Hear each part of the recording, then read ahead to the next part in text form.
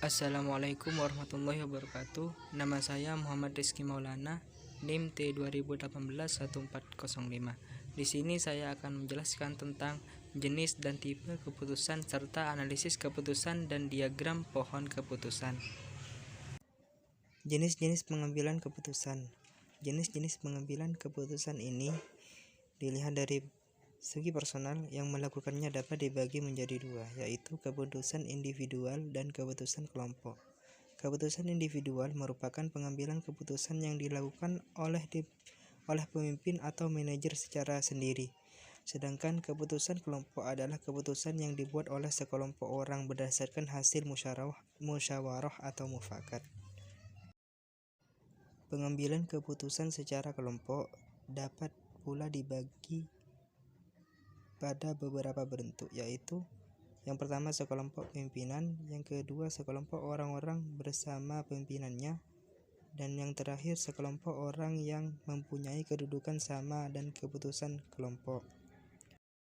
Selanjutnya yaitu beberapa kebaikan dari pengambilan keputusan secara kelompok, yaitu yang pertama, keputusan dapat lebih cepat ditentukan atau diambil karena tidak perlu menunggu persetujuan dari rekan lainnya. Yang kedua, memperkecil kemungkinan terjadinya pertentangan pendapat, dan jika pimpinan atau manajer yang mengambil keputusan itu memiliki kemampuan yang tinggi dan berpengalaman luas dalam bidang yang akan diputuskan, maka keputusannya berkemungkinan besar tetap tepat. Selanjutnya, tipe-tipe pengambilan keputusan. Tipe-tipe pengambilan keputusan erat kaitannya dengan beberapa tahapan yang ditempuh dalam pengambilan keputusan. Artinya, model-model pengambilan keputusan yang dilakukan oleh seseorang pemimpin atau manajer dapat dilihat dari ketiga tahapan tersebut, yaitu yang pertama, tahapan penyelidikan. Tahap ini dilakukan dengan mempelajari lingkungan atas kondisi yang memerlukan keputusan. Pada tahap ini, data mentah yang diperoleh diolah dan diuji serta dijadikan petunjuk untuk mengetahui atau mengenal persoalan. Yang kedua, tahapan perencanaan. Pada tahap ini dilakukan pendaftaran, pengembangan, penganalisaan arah tindakan yang mungkin akan dilakukan. Dan yang terakhir, tahap pemilihan. Pada tahap ini dilakukan kegiatan pemilihan arah tindakan dari semua yang ada.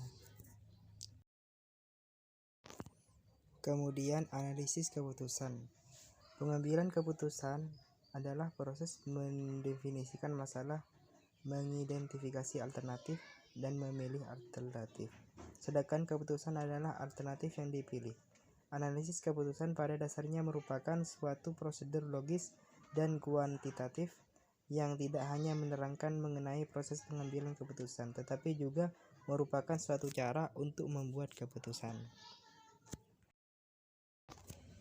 Diagram pohon keputusan. Pohon keputusan merupakan alat teknik untuk menyelesaikan persoalan beserta urutan-urutan masalahnya dengan menggunakan diagram yang berbentuk seperti pohon. Dikatakan pohon keputusan karena jika digambarkan maka mirip sebuah pohon dengan cabang-cabang dan ranting-rantingnya. Adapun penggunaan diagram pohon keputusan dalam proses pembuatan keputusan secara ideal dengan mengikuti prosedur sebagai berikut. Yang pertama, tahap membuat cabang-cabang pohon keputusan.